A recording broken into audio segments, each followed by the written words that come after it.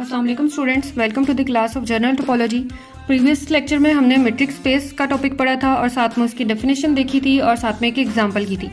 अब हम और एग्जांपल्स देखते हैं कि कोई भी आपको फंक्शन गिवन है उसको आपने प्रूव करना है कि वो मैट्रिक स्पेस है कि नहीं, तो कैसे प्रूव करते हैं। ठीक है, तो फर्स्ट देखें क्वेश्चन आपको एग्जाम्पल 2 गिवन है। Let X be a non empty set, define a mapping D from X cross X to R by D of x Y.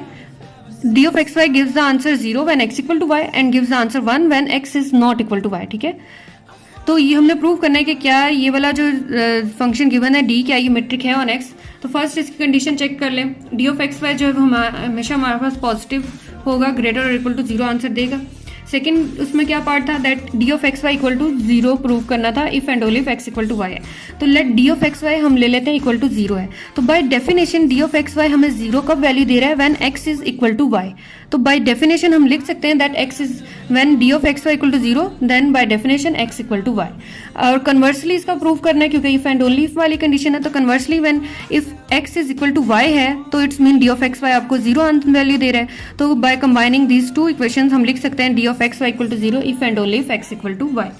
First condition satisfy होगी। अब सेकंड इसमें प्रूव करना है for any, अब हम लेते हैं for any x not equal to y. When x is not equal to Y तो हमें फंक्शन क्या वैल्यू दे रहा है, D of x y 1 value दे रहा है। For any x not equal to y d of x Y equal to 1 है। सिमिलरली हमारे पास अगर d of x Y equal to 1 है तो हमारे पास डी ऑफ वाई एक्स भी क्या होगा, वो 1 ही वैल्यू देगा क्योंकि यहाँ पे वाई और एक्स जो है वो नॉट इक्वल टू है। सो बाय इम्प्लाइंग दैट हमारे पास क्या आ गया, D of x Y is equal to D of Y X, क्योंकि दोनों की वैल्यूज जो है वो हमारे पास 1 आ रही थी when x is not equal to Y. इस केस को आप इक्वल वाले के डेफिनेशन के अकॉर्डिंग भी कर सकते हैं। When x is equal to Y तो डी ऑफ एक्स वाई भी आपको 0 आंसर देना था, डी ऑफ वाई एक्स भी 0 आंसर देना था। वो दोनों के आंसर 0 0 सेम आ रहे हैं तो आप कह सकते हैं कि D of x Y equal to D of Y X. ठीक है, अब इसकी थर्ड कंडीशन है। अब थर्ड कंडीशन में क्या करना है, for any x not equal to Y not equal to Z. तो इस केस में हमारे पास डी ऑफ एक्स वाई जो है वो 1 आंसर दे रहा है क्योंकि X is not equal to Y है। डी ऑफ एक्स जी जो है वो क्या वैल्यू दे रहा है, 1 दे रहा है। इसी तरह डी ऑफ जेड वाई जो है वो भी आंसर जो दे रहा है वो 1 दे रहा है। अब वो किस तरीके से हमने उस इनइक्वालिटी को, इस इनइक्वालिटी को प्रूव करना है, D of x z less और इक्वल होना चाहिए d of x Y plus D of Y z. क्या ये वाली वैल्यूज जो है ये इस इनइक्वालिटी को प्रूव कर रही हैं। अब डी ऑफ एक्स जी जो है ये क्या वैल्यू दे रहा है, when x is not equal to z हमें वैल्यू क्या दे रहा है, 1 दे रहा है। अब डी ऑफ एक्स वाई क्या वैल्यू दे रहा है, डी ऑफ एक्स वाई जो है वो 1 वैल्यू दे रहा है। Similarly D of Y Z जो है वो भी 1 वैल्यू दे रहा है। तो 1 is always less than 1 plus 1। ठीक है, यहाँ से क्या आ गई, लेस वाली कंडीशन आ गई दैट 1, यहाँ पे भी इनइक्वालिटी में भी हम यहाँ पे भी सिर्फ लेस वाली इनइक्वालिटी को प्रूव करें। 1 इज लेस देन 2, यानी when x and y are not equal then d of x ji will be less than d of x Y plus d of Y z. अब हमने equality वाला prove करना है तो उसके लिए हम ले लेते हैं when x and y are same. तो 3 पेयर्स की बात हो रही है तो यहाँ से ले लो, if x is equal to y और z is equal to y then either D of X equal to 0 होगा और either D of Z Y equal to 0 होगा। तो उस कंडीशन के अकॉर्डिंग हमारे पास आप यहाँ से ले सकते हो डी ऑफ एक्स जी। अब डी ऑफ एक्स जी हमें क्या वैल्यू दे रहा है, 0। सिमिलरली यहाँ पे भी हम देखते हैं क्या इनइक्वालिटी का साइन आता है। डी ऑफ एक्स जी ने हमें आंसर 0 दिया है। इसी तरह डी ऑफ एक्स वाई जो है वो भी हमारे पास यहाँ से क्या आ गया, when X equal to Y ले लो तो D of x Y equal to 0 आएगा। तो एक्स वाई की वैल्यू भी 0 है और डी ऑफ वाई जी की भी वैल्यू 0 है तो इट्स मीन 0 इक्वल टू 0 हो गया। तो इक्वेशन 1 और इक्वेशन 2 को कंबाइन करके हमारे पास यहाँ से क्या आ गया, that D of x ji will be less और equal D of x Y plus D of Y G. तो ये तीनों कंडीशन सेटिस्फाई हो गई। Hence D is a metric on X and this implies that X D is a metric space. ठीक है, तीनों condition satisfy होगी तो it's mean it's a metric space. एक और एग्जांपल देखते हैं which is example 3। The space C of A B of all real continuous functions define on A B with the metric define by, किस तरह से उसमें सी ऑफ ए बी हमारे पास क्या है, is the space of all real continuous functions है जो कि डिफाइन है on this interval A B पे, और उसके ऊपर जो मेट्रिक डिफाइन है वो किस फॉर्म का है, that supremum F of X minus G of X mod for all F G belongs to C of A B. अब हमने प्रूव करना है कि क्या ये वाला जो मेट्रिक या ये वाला जो फंक्शन डिफाइन है on this space C of A B पे क्या ये मेट्रिक है कि नहीं। तो फर्स्ट कंडीशन इसमें चेक कर लेनी है। M1 यहाँ से हमने प्रूव किया for F G belongs to C of A B, D of F G जो होगा हमारे पास ग्रेटर और इक्वल टू जीरो ही होगा, ठीक है, डिस्टेंस हमेशा जीरो पॉजिटिव होगा। अब सेकंड इसमें क्या पार्ट प्रूव करना है, that D of F G is equal to zero. हम की कंडीशन के अकॉर्डिंग हमारे पास F of X minus G of X, यहाँ से हमने मॉड भी रिमूव किया है, तो F of X minus G of X किसके इक्वल आ गया, जीरो की इक्वल। तो यहाँ से इंप्लाई हुआ that F of X equal to G of X for all X belongs to A B, then it implies that F is equal to G. यही चीज हमने प्रूव करनी थी, यानी फर्स्ट कंडीशन के अकॉर्डिंग हमने इफ एंड ओनली इफ यहाँ पे अप्लाई कर लिया है। अगर आप सिंपल एक कंडीशन को लेके चलो या D of F G equal to zero लेके हमने प्रूव करना है एफ इक्वल टू जी, और कन्वर्सली फिर क्या करना है, एफ इक्वल टू जी लेके हमने डी ऑफ एफ जी को जीरो प्रूव करना है, यानी यहीं से हमने बैकवर्ड मूव करते जाना है। अब सेकंड इसमें क्या प्रूव करना है कि सिमेट्रिक प्रॉपर्टी जो है वो क्या होल्ड करती है या नहीं। For F G belongs to C of A B, D of F G किसके इक्वल है, supremum F of X minus G of X mod के। अब सेम जैसे हमने यूजुअल मेट्रिक में किया था, माइनस कॉमन ले लो, माइनस कॉमन लेने के बाद हमारे पास यहाँ से क्या आ जाएगा, डी ऑफ एफ जी के इक्वल आ जाएगा ये चीज। और थर्ड प्रॉपर्टी में इसकी क्या है, for F G H belongs to C of A B, यहाँ से डी ऑफ एफ एच किसके इक्वल आ गया, supremum of F of X minus H of X. अब हमें क्या चाहिए, साथ में जी भी चाहिए, तो जी को ऐड और सब्ट्रैक्ट किया है, मॉडुलस सेपरेट अप्लाई किया, तो जब सेपरेट अप्लाई किया तो जो इक्वालिटी वाला साइन है वो इनइक्वालिटी में चेंज हो जाएगा। तो यहाँ से हमारे पास तीनों कंडीशन सेटिस्फाई हो गई, then we say that C of A B is a metric space.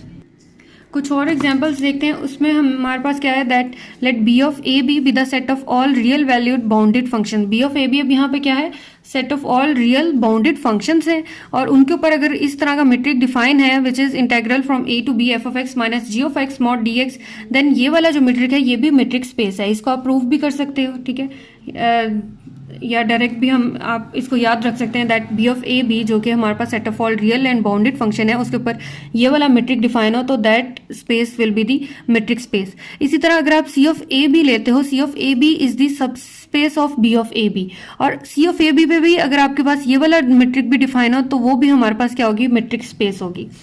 Next इसमें एग्जाम्पल है the space L infinite of all bounded sequences.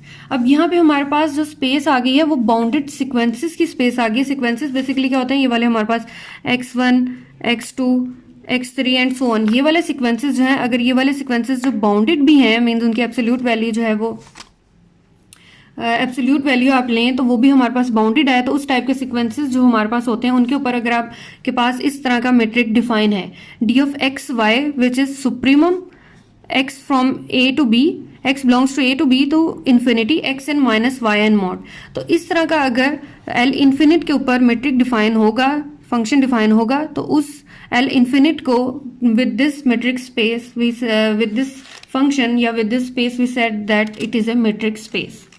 Similarly third हम देखते हैं L2। L2 बेसिकली क्या है, the space L2 consist of all real, वो real भी हो सकते हैं और कॉम्प्लेक्स सिक्वेंसेस भी हो सकते हैं। L इन्फिनिट क्या थी, हमारे पास बाउंडेड सिक्वेंसेस थे, और L2 क्या है, ये हमारे पास रियल हो सकते हैं या कॉम्प्लेक्स सिक्वेंसेस हो सकते हैं, यानी इसमें x इक्वल टू xn होगा such that summation k equal to 1 to infinity x के मॉड जो होगा वो लेस देन इन्फिनिटी होगा।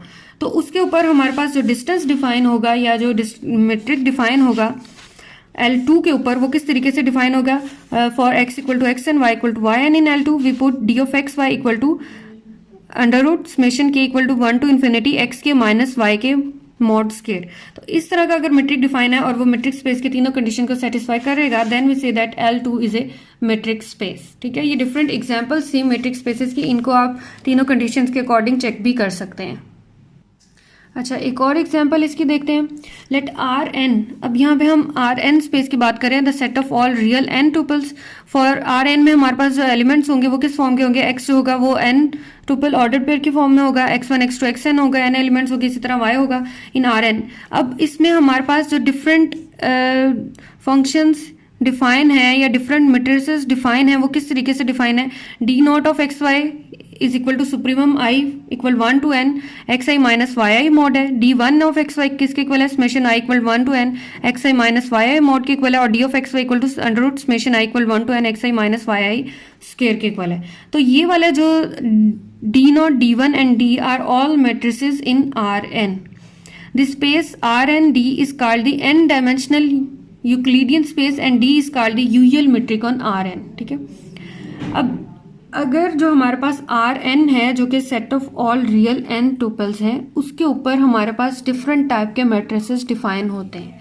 वो किस टाइप के मैट्रिसेस होते हैं? वो डी नॉट टाइप का भी हो सकता है, D1 का भी हो सकता है और डी टाइप का भी हो सकता है। तो ये वाले सारे जो मैट्रिसेस हैं स्पेस आर एन पे डिफाइन हो अगर, तो उस स्पेस को हम बोलेंगे N dimensional Euclidean space.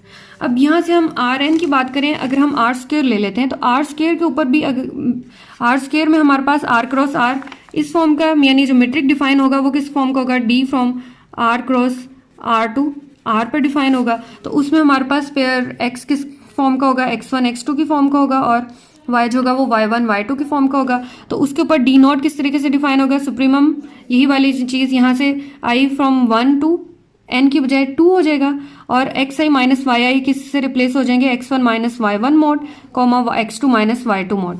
Similarly d1 of xy जो होगा समेशन i इक्वल 1 टू 2 कर देना है और xi माइनस yi मॉड को क्या कर देना है? अब समेशन आ रहा है तो इट्स मीन हम दोनों मॉड वैल्यूज का सम ले लें। सिमिलरली थर्ड केस में भी d ऑफ xy के केस में भी summation i equal 1 to 2 xi minus yi square and square root था, तो यहाँ से सम कर दें इन दोनों वैल्यूज का। ठीक है, तो आर एन ले लो, आर स्क्वायर ले लो, आर थ्री ले लो। अगर आर थ्री होता तो यहाँ से फिर आपके पास 3 वैल्यूज तक आ जाना था, x1 minus y1 mod plus x2 minus y2 mod plus x3 minus y3 mod. ये d1 वाले केस की मैं बात कर रही हूँ। ठीक है, तो डिफरेंट वैल्यूज यानी आर एन तक आप इसको ले सकते हो और इस आर एन और डी के साथ जो हमारे पास पेयर होता है उसको हम एन डायमेंशनल यूक्लिडियन स्पेस भी बोलते हैं। अच्छा, जो हमने फर्स्ट पे जो एग्जाम्पल की थी इस लेक्चर के, ये वाली जिसमें हमारे पास D of x Y function define था, 0 वैल्यू देता था when x equal to Y and 1 value देता था when x is not equal to Y.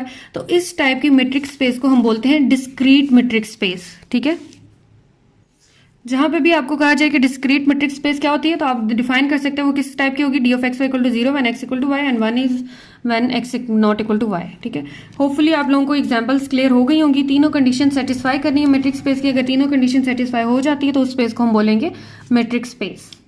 Okay, thank you so much.